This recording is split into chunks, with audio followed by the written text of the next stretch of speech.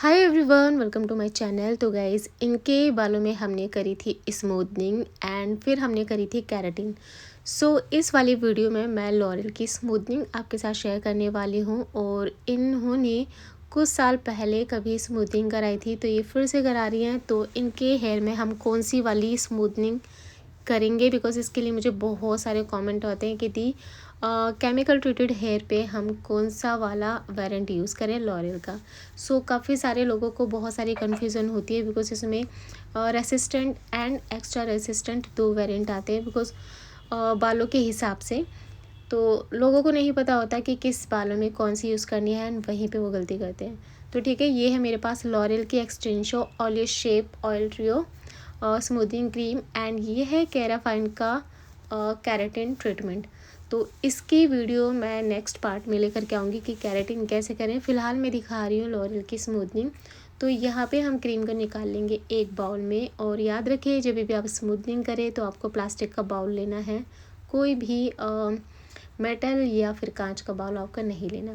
Quantity आपको थोड़ी थोड़ी रखनी है, ऐसा नहीं कि आपने एक ही बार में बहुत सारी क्वांटिटी निकाल ली। फिर उसको इस तरह से आपको ब्रश के हेल्प से मिक्स करना है। मिक्स करने के बाद तब आपको ये क्रीम अप्लाई करनी है। ठीक है, तो ये वाली जो फर्स्ट क्रीम होती है थोड़ी थिक होती है। अच्छा, यहाँ पे ये मेरी क्लाइंट है, इन्होंने कुछ साल पहले स्मूथिंग कराई थी। एक्चुअली 2-3 बार करा चुकी हैं। अभी आप इनके बालों का टेक्सचर देख लो, बहुत ज़्यादा कर्ली भी नहीं है, बहुत ज़्यादा ऐसे वेवी भी नहीं है। ठीक है, बिकॉज ये अपने बालों की केयर अच्छी करती थी, तो इनके बाल अच्छे हैं। अदरवाइज़ जो बालों को केयर नहीं करता उनके बाल काफ़ी हद तक ख़राब भी हो जाते हैं इन सब चीज़ों से। तो अभी आप देखो, इनका हमने हेयर वॉश कर दिया था। हेयर वॉश करके इनका नेचुरली हमने बालों को ड्राई किया है। जब भी आप ये वाला ट्रीटमेंट करें, बाल एकदम फ्रेश हेयर वॉश होने चाहिए। अगर क्लाइंट ने कल भी वॉश किया है ना, तो नहीं, उनका आज वॉश करना, यानी कि जिस दिन आप ये ट्रीटमेंट कर रहे हो उसी दिन का हेयर वॉश होना चाहिए। एंड बालों में कोई भी मास्क या फिर कंडीशनर नहीं होना चाहिए। ठीक है, बाल 100% इनके ड्राई कर दिए हमने। ड्राई करने के बाद अब यहाँ पे हम ग्लव्स पहन रहे हैं। ग्लव्स ऑप्शनल हैं, अगर आप नहीं पहनना चाहते तो नहीं भी पहने। मैं ज़्यादातर बिना ग्लव्स के करती हूँ, आपने मेरी हर वीडियो में देखा होगा, बिकॉज मुझे बिना ग्लव्स के काम करना ज़्यादा पसंद है। बट इन दिनों में हमने लगातार 3-4 दिन तक ना केमिकल वर्क किया है। ज़्यादा केमिकल वर्क करने से विदाउट ग्लव्स क्या होता है ना, जो नेल्स है उसमें हल्का हल्का सा पेन होना स्टार्ट हो जाता है। तो इसलिए आप ग्लव्स पहनो, अच्छा रहेगा। देखो, यहाँ पे हमने बालों को कर दी है पार्ट। और जब भी आप फर्स्ट क्रीम की एप्लीकेशन करें, वो रूट स्पेस से आपको छोड़ना है 1/2 इंच। इस तरह से आपको 1/2 इंच छोड़ना है। और पूरे बालों में कोटिंग होनी चाहिए। एक ही सेक्शन में आपको कम से कम 8 से 10 बार इमल्सिफाई करना है। और जब आप बाल लेते हो ना, तो वो आपको उतने लेने हैं कि जब आप उन बालों को हथेली पे रखो तो आपकी हथेली दिखनी चाहिए। बिल्कुल भी मोटा सेक्शन आपको नहीं लेना, पतला सा सेक्शन लेना है। इस पर क्रीम अच्छे से लगानी है एंड फिर उसको बहुत अच्छे से इमल्सिफाई करना है। 10-15-20 बार आप इमल्सिफाई करो, जब तक आपको खुद सेटिस्फेक्शन नहीं हो जाता। और हाँ, इस काम को बहुत ज़्यादा स्लोली मत करो एंड बहुत फास्ट भी मत करो। 4 से 5 घंटे इस काम में लग जाते हैं, और 2 लोगों की हेल्प से ही ये वाला काम हो पाता है। तो ठीक है, यहाँ पे मैं और सुमन दोनों मिलके कर रहे हैं। गाइज़, आप लोगों के इतने कमेंट आ रहे थे कि दी ये स्मूथनिंग कितनी लास्ट करती है, इसका हमें क्या चार्ज लेना चाहिए, क्रीम हम कहाँ से लें, कौन सा वेरिएंट हम कौन से बालों पे लगाएं, फिर इसके बालों में ऑयल कब लगाएं, हेयर वॉश कब करें, कौन से शैम्पू से करें। गाइस, इतने सारे क्वेश्चन आप लोगों के। तो इसी बीच बीच में मैं आप लोगों के कमेंट का रिप्लाई करती रहूँगी। तो देखो, यहाँ पे मुझे जो सबसे ज़्यादा बेस्ट लगती है स्मूथिंग क्रीम में, वो लॉरियल की ही लगती है। मैंने स्ट्रिक्स की करी है, वेला की करी है, शॉस्कॉफ की करी है, उन सब का भी रिज़ल्ट अच्छा है। बट जो शाइन मुझे इस वाली स्मूथिंग में मिलती है ना, वो शाइन मुझे और किसी में उतनी कुछ खास नहीं मिली। अच्छी वो भी होती है, बट अगर आपका क्लाइंट अच्छा भी आपको कर रहा है आपकी डिमांड के हिसाब से, तब आप उनके बालों में अच्छे प्रोडक्ट ही लगाओ। बट अगर आपका जो क्लाइंट है वो ज़्यादा पे नहीं कर रहा आपको, आपकी कॉस्टिंग भी नहीं निकल रही है, आपकी मेहनत नहीं निकल रही है, तब आप उनको वो वाले प्रोडक्ट यूज़ कर सकते हो। ठीक है, और तो आपको ये क्रीम लेनी कहाँ से है? तो गाइज़, आप किसी एक अच्छी शॉप से लो जहाँ पे जेन्युइन प्रोडक्ट मिलते हो, या फिर आप लॉरियल की वेबसाइट से ले सकते हो। और मैं दिल्ली सदर मार्केट से लाती हूँ अक्सर, बिकॉज़ वहाँ पे मेरी जानी पहचानी शॉप है जहाँ से मैं बहुत टाइम से ये सब चीज़ें परचेज़ कर रही हूँ। तो दिल्ली सदर मार्केट में नागपाल की शॉप है, डैन है, तो काफ़ी सारी शॉप है बड़ी-बड़ी, वहाँ से आप ले सकते हो। अदरवाइज़ तो जहाँ आपको पता हो आपको कहाँ से लेनी चाहिए वहाँ से लो, बट ओरिजिनल लो। तो ठीक है, तो देखो यहाँ पे हमने इनकी स्मूथिंग हाफ से ज़्यादा बालों में लगा दी है। और ये जो क्रीम का जो प्राइस है ये मुझे मिलती है आई थिंक 2200 के आसपास की, बट इसका जो एक्चुअल प्राइस है वो 26 या फिर 2500 कुछ ऐसे है। बट आप दिल्ली से मार्केट से लाओगे तो आपको थोड़ा बहुत डिस्काउंट पे ये चीज़ मिल जाती है। और इसमें एक छोटा वाला पैक भी आता है जिसका प्राइस आई थिंक 700-800 के आसपास का होता है। अगर किसी के शॉर्ट हेयर है और हल्के हेयर है, उस वाले हेयर पे आप वो उसका छोटा वाला पैक यूज़ कर सकते हो। अदरवाइज़ तो बड़े लंबे हेयर पे आपको यही वाला पैक लेना पड़ेगा। और गाइस देखो, जब ये क्रीम की एप्लीकेशन हो जाती है तो सबसे ज़्यादा मेन इम्पोर्टेंट क्या काम होता है, काफ़ी सारे लोग सिर्फ इसको 40-45 मिनट के लिए छोड़ देते, बिल्कुल भी चेक नहीं करते, रीचेक नहीं करते। सिर्फ 40-45 मिनट के लिए छोड़ा एंड वॉश कर दिया। तो गाइस देखो, सबके बालों का जो टेक्सचर है ना वो अलग अलग होता है। सेम टाइमिंग हम हर किसी के बालों में नहीं कर सकते। सबके बालों का टेक्सचर अलग होता है, किसी के बालों में ये जल्दी वर्क करता है, किसी के बालों में थोड़ा सा टाइम लेता है। तो जब आप ये क्रीम की एप्लीकेशन कर दो ना, क्रीम की एप्लीकेशन करने के 20 मिनट बाद यानी कि 20 मिनट बाद आपको चेक करना है। चेक कैसे करना है वो आगे मैं वीडियो में बताऊंगी। आपको 2-3 जगह से चेक करना है कि बालों का जो बाउंड है वो ब्रेक हुआ है कि नहीं हुआ है, ठीक है। और अगर बालों का बॉन्ड ब्रेक हो जाता है 2-3 जगह से, अलग अलग जगह से अगर हो गया, तो आपको उसको इमीडिएट वॉश करना है।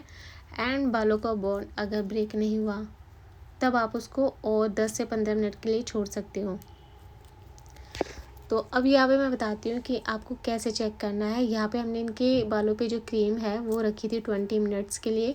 20 मिनट के बाद आपको इस तरह से चेक करना है, बिल्कुल पतला सा सेक्शन लेना है, एक ज़रा से बाल लेने हैं आपको, एक धागे के जैसे, ठीक है।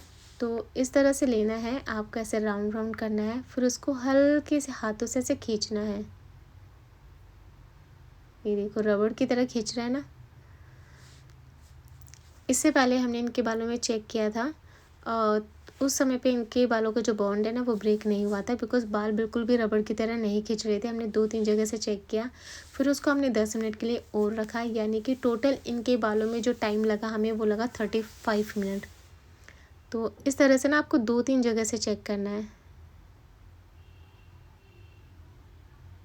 ये देखो, यहाँ पे थोड़ा सा टाइम लिया। तो गाइज़ ये काम बहुत तसल्ली वाला होता है। तो यही चीज़ होती है छोटी छोटी, जो कि आपकी स्मूथिंग के रिज़ल्ट को और अच्छा बनाती है। इस तरह से आपको चेक करना है। मे बी आपको समझ में आ रहा होगा, बहुत क्लियरली मैं दिखाने की कोशिश कर रही हूँ।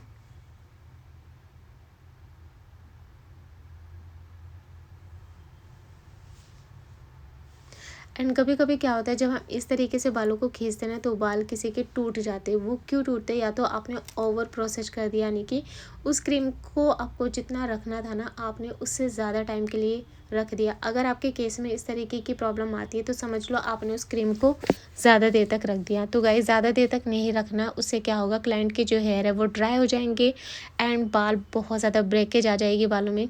तो ये सारी चीज़ों का ध्यान रखना है। तो इनके बालों में हमारा जो टोटल टाइम लगा वो 35 मिनट लगा।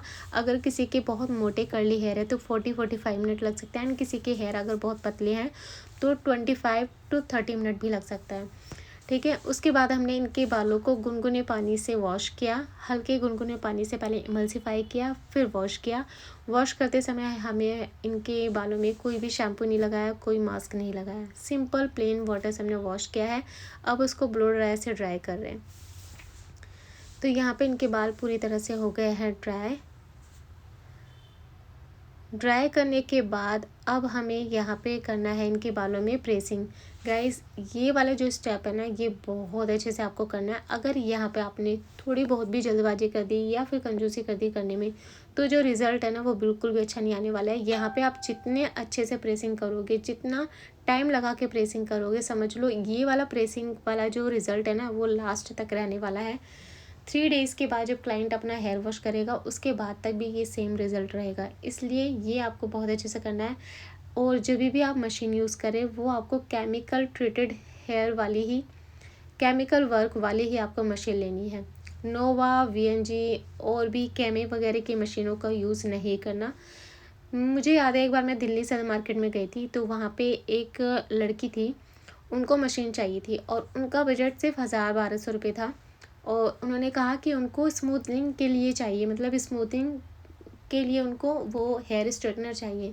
तो वहाँ पे जो शॉपकीपर था ना वो उनको समझाता रहा कि ये उस स्मूथनिंग में वर्क नहीं करेगी, बट वो फिर भी लेकर के गई। मैंने भी उनको समझाया कि कोई फ़ायदा नहीं है, आप एक बार अच्छे से ख़रीद लो तो वो रिज़ल्ट अच्छा आएगा। और फिर उनको वो समझ नहीं आई शायद, फिर भी वो ले गई। तो गाइज़ मैं यही चीज़ें बोल रही हूँ, आप लोग बोलते हो ना कि हमारी स्मूथनिंग में सेम रिज़ल्ट क्यों नहीं आता। मैं भी अपनी क्रीम की एप्लीकेशन अच्छी करी, टाइमिंग अच्छे से रखा, सब कुछ अच्छे से किया, बट अगर आपकी प्रेसिंग मशीन अच्छी नहीं है ना, तो गाइज़ तभी भी रिज़ल्ट आपका अच्छा नहीं आने वाला। उस समय पे आपको लगे कि हाँ बाल तो स्ट्रेट हो गए, बहुत अच्छा किया आपने, बट जब क्लाइंट 3 दिन के बाद अपना हेयर वॉश करेगा ना, तब उसके हेयर फिर से पहले जैसे वीवी टाइप के लगेंगे। 50-60% रिज़ल्ट आ सकता है, बट हाँ 80-90% रिज़ल्ट नहीं आएगा, 100% रिज़ल्ट तो नहीं आएगा बिल्कुल भी। तो यहाँ पे मैं आपको जो रिकमेंड करूँगी, कुछ मशीनें आईकॉनिक की आप ग्लैम ले सकते हो, 3000 के अंडर में आ जाएगी। आप आईकॉनिक की प्रो स्ट्रेट ले सकते हो जो कि 4500 के अंदर में आ जाएगी। और अगर आपका बजट थोड़ा सा ज़्यादा है तो आप ये वाली ले सकते हो जो मैं भी यूज़ कर रही हूँ, आईकॉनिक की टाइटेनियम। ये 6000 या फिर 6500 की आएगी, बट इसका रिज़ल्ट मैं क्या बताऊँगा, इस बहुत अच्छा है। और सेकंड आप फ़िलिप्स की कैराशाइन ले सकते हो। तो ये इस तरीके की मशीनों का आप यूज़ करें। आप देखो गाइस कितने सुंदर इनके बालों की स्ट्रेटनिंग हुई है और आपको शाइन भी दिख रही होगी। तो जब भी आप स्ट्रेट करें, बालों को प्रेसिंग करें, आपको बहुत पतला सा सेक्शन लेना है और हर एक सेक्शन में आपको कम से कम 8 से 10, 10 से 12 बार आपको प्रेसिंग करनी है, लगातार आपको प्रेसिंग करनी है। और जो टेम्परेचर है वो रखना है आपको 230 डिग्री टेम्परेचर। तो यहाँ पे देखो हमने इनके बालों में अच्छे से कर दी है प्रेसिंग। और ये जितने भी प्रोडक्ट्स मैं यूज़ कर रही हूँ इन सभी के जो लिंक है मैं डिस्क्रिप्शन में दे दूँगी। मे बी स्मूथनिंग की मैं लिंक ना दे पाऊँ, बिकॉज़ इसका जो लिंक है मुझे जल्दी से मिल नहीं पाता, और अगर मिलेगा तो ज़रूर से मैं इसका लिंक मैं डिस्क्रिप्शन में दे दूँगी। वेल तो गाइज़ इनके बालों में हो गई है प्रेसिंग, और प्रेसिंग करते करते हमें कम से कम लग गया था 1 आवर का टाइम, 1 घंटे का समय। ठीक है, अब हम यहाँ पे लगाएंगे न्यूट्रलाइजिंग। गाइज़ ये बहुत ज़रूरी स्टेप होता है। काफ़ी सारे लोग ये बोलते हैं कि क्या हम न्यूट्रलाइज़र को स्किप कर सकते हैं, सिर्फ स्मूथनिंग क्रीम से काम चलेगा? तो बिल्कुल भी नहीं चलेगा गाइज़, उससे बाल क्लाइंट के ख़राब हो जाएंगे। न्यूट्रलाइजिंग करना बहुत ज़्यादा ज़रूरी है। जिस तरह से मेकअप में मेकअप फिक्सर को लगा के उसके लॉन्ग लास्टिंग को बढ़ाया जाता है, उसी तरीके से ये एकदम मेकअप फिक्सर का काम करता है। जो अभी आपने स्ट्रेट किया ना प्रेसिंग से बाल, इसको लॉक करने के लिए यहाँ पे लगाया जाएगा ये न्यूट्रलाइज़र क्रीम।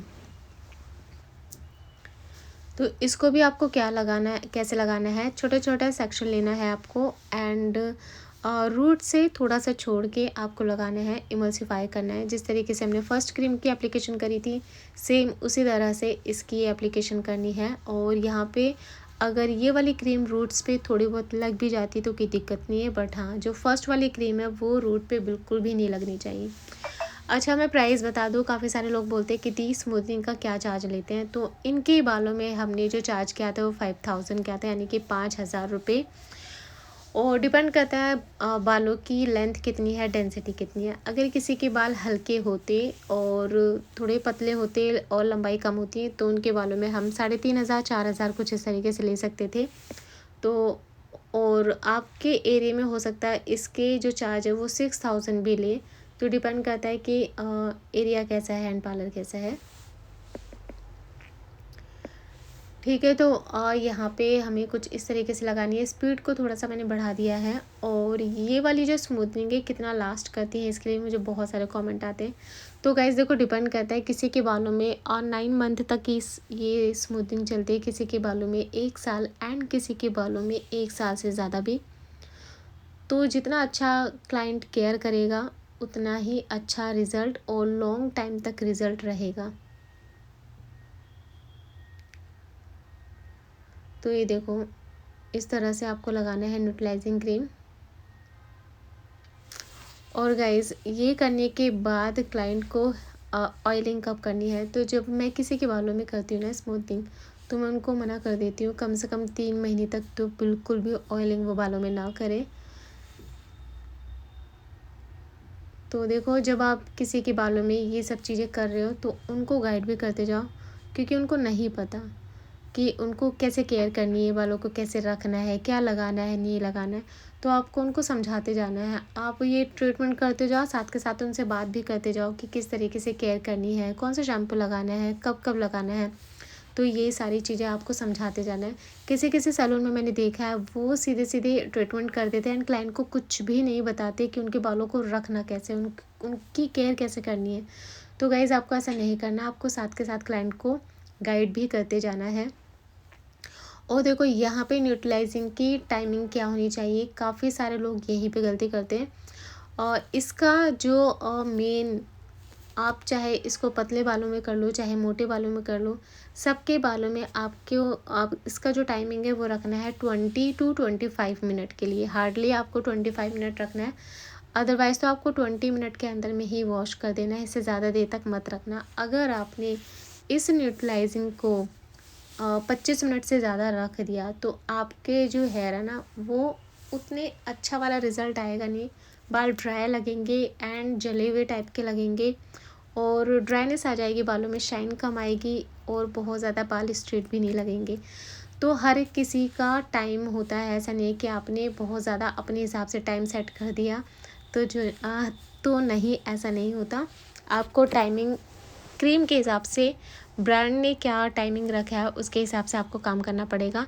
और तो देखो, यहाँ पे इनका 20 मिनट तक हमने बालों में क्रीम रखी, उसके बाद में हेयर वॉश कर रहे हैं। तो हेयर वॉश देख लो, मैं डायरेक्ट नहीं कर रही हूँ, पहले गुनगुना पानी लिया है, उससे बालों को इमल्सिफाई कर रहे हैं, थोड़े थोड़े सेक्शन ले रहे हैं और जिस तरह से हमने क्रीम लगाई थी ना उसी तरह से इस क्रीम को अब निकाल रहे हैं। इससे क्या होगा, जो प्रोसेस है ना वो पूरे बालों में इक्वल आएगा एंड क्रीम भी जल्दी से निकल जाती है गुनगुने पानी से।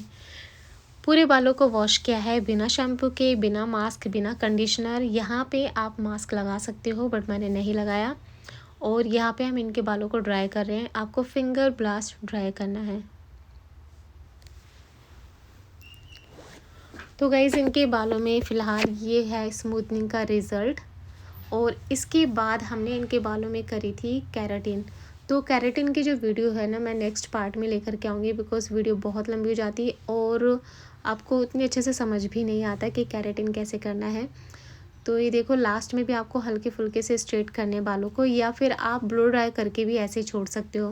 बट मैं क्या करती हूँ, बालों को हेयर वॉश करने के बाद बालों को अच्छे से ब्लो ड्राई करती हूँ, फिर उसके बाद में हम फिर से प्रेसिंग करते हैं। इससे क्या होगा ना, रिज़ल्ट बहुत अच्छा आता है। सो गाइज़, आई होप आपको ये वीडियो पसंद आई होगी। फिर भी अगर आपको कुछ नहीं समझ में आता है तो आप मुझे कमेंट करना। और देखो, यहाँ पे क्लाइंट को आपको समझाना है कि 3 दिन तक उनको बालों में पानी नहीं लगने देना है, बालों को क्लच नहीं करना है, ना तो कोई रबड़ लगानी है। सोते समय बाल गर्दन के पीछे होने चाहिए और जो हेयर है वो कान के पीछे दबा के भी नहीं रखने हैं।